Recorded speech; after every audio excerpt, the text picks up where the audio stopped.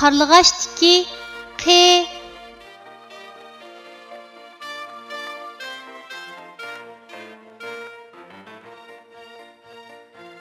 Bu harfning talaffuz qilinishi mundaq. Qi.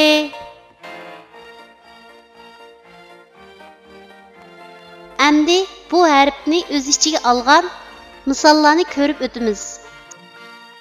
Qining beshidan ulindigan shakli.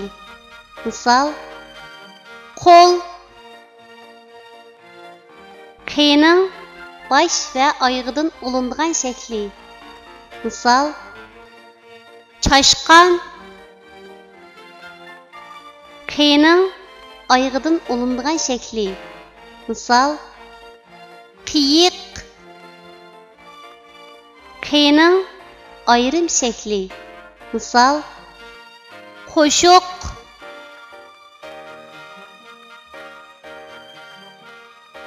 Tuanda biz rasmga birlashtirib, yuqorida o'rganib o'tgan harfning to'g'ri yozilish tartibini mashq qilib o'tamiz. Qo'l.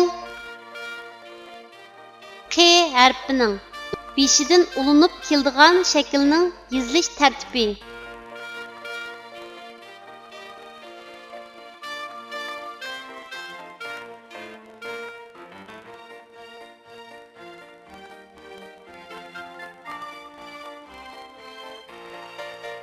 Chashqan. Qi harfining bosh va oyog'idan ulinib keladigan shaklning yozilish tartibi.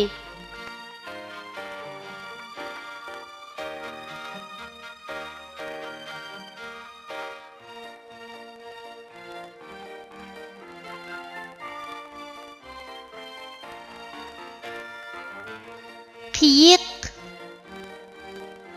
Qi harfining oyog'idan ulinib keladigan shaklning yozilish tartibi.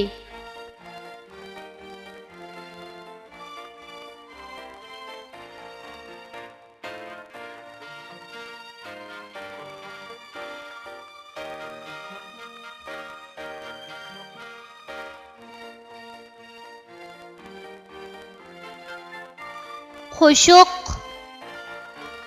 Qi harfining ayrim shaklining yozilish tartibi.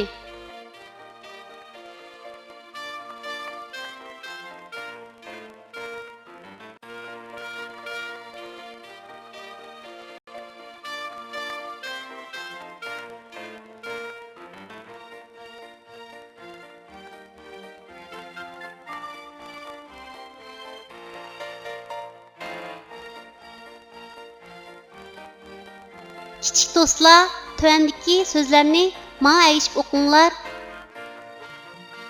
Qoy, maq, qaymoq, qar, maq, qarmoq, qoy, cha, qoycha, qa, ri, g'ay, qarg'ay.